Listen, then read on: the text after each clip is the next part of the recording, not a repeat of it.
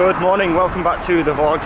Just spent my last 45 minutes heading out through Preston, through the city, and now we're on the good stuff. I'm heading north this morning into the Ribble Valley. I'm gonna do my longest training ride in probably nigh on a month. Other than the Etap and the longer races, I haven't really done any real proper long training ride in quite a while, just with the racing calendar and whatnot. Once the crits are finished next week, we're back into the road schedule. So yeah, I want to do a few longer rides just to keep that endurance in the legs. And also I have missed riding through the lanes of North Lancashire, but we're back.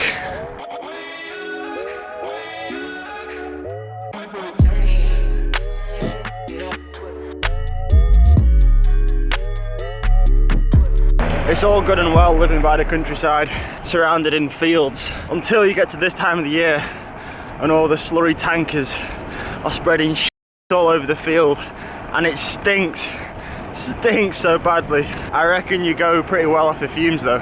And there's just shit all over the road. Thank you, farmers. At least your grass is growing. Don't worry about my bike stinking of shit and covered in shit.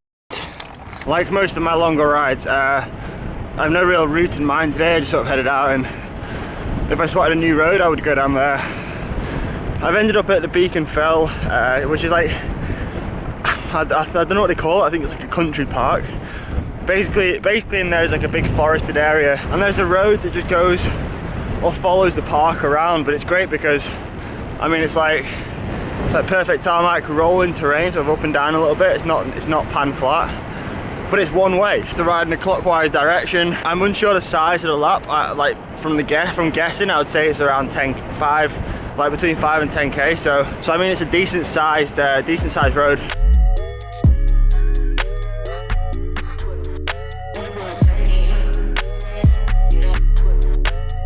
And now back into Preston. It's a shame that it takes so long to get into the Ribble Valley, because when I'm doing like a 3.5 hour ride, I can't spend more than an hour and a half there before I have to turn around and head back home.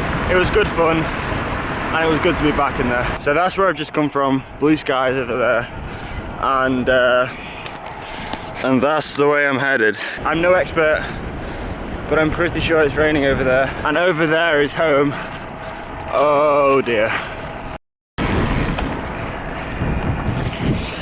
Home. A steady 3 hours in the legs. It felt pretty good actually, just getting out and doing a bit more of a training ride rather than just a pre-race ride. It wasn't so much of a hard ride, it was more of an endurance ride, but legs felt good. Good ride. Also stayed dry. So last week when I got the opportunity to ride the Etap du Tour with Skoda and the WLC We Love Cycling magazine, as I mentioned at the time, we rode stage 10 of this year's Tour de France, and today is that stage 10. It's pretty bizarre actually watching, seeing the riders going up the climbs and recognising the corners. It's also pretty demoralising seeing how easy it looks like they're going over the climbs, and thinking back to knowing how much pain I was in. They've got 44k to go right now. There's 2 more climbs from what I remember. They've got 2 more climbs to come, but Fatima, who was on the trip with us, she was in the vlog before the start of the ride. She's just written a blog post, so I'm going to link that down below if anyone wants to check it out, and to read about the Etap from her experience and from her perspective. Yeah, go and check it out. Okay, so the stage has finished a couple of hours ago now. All of the riders that are using Strava from the race have uploaded their files onto Strava, so we can look at the data. Now this is one of the things, one of the great things that I love about Strava. You know, when you're watching on TV and they're going up the climbs, they sometimes have some of the metrics. They have the gradient, the speed that the riders are going up, but there's no other telemetry. For example, heart rate, power. I mean, it's getting a little bit better now. Occasionally they start to show certain riders' power and certain riders' heart rate. But in a real-time scenario, when riders are attacking, Chris Froome's attacking, Romain Bardet's attacking, Dan Martin's attacking, it would be nice to see where the heart rate's at and where the power is at. I feel like teams won't want to do this purely for the case of, if for example, Sky have some data on Chris Froome, they see he is attacking, they see where his heart rate is at, and he might be on the limit. If Astana, for example, are seeing that data, and if they know he's on the limit and they know that they can raise the pace, then that could crack Chris Froome, for example. So I think that having the complete real-time data telemetry overlay could be a disadvantage to teams, and that's maybe why they won't want to do that. But anyway, once the race is finished, the riders uploaded data. You can see all the power, the power data that they required, like to go up the climbs in certain groups. And for example, on stage 10, today's stage, Robert Hessink, who uploads all of his data, all of his racing onto Strava with all of the data, the power, the heart rate, the speed, the cadence.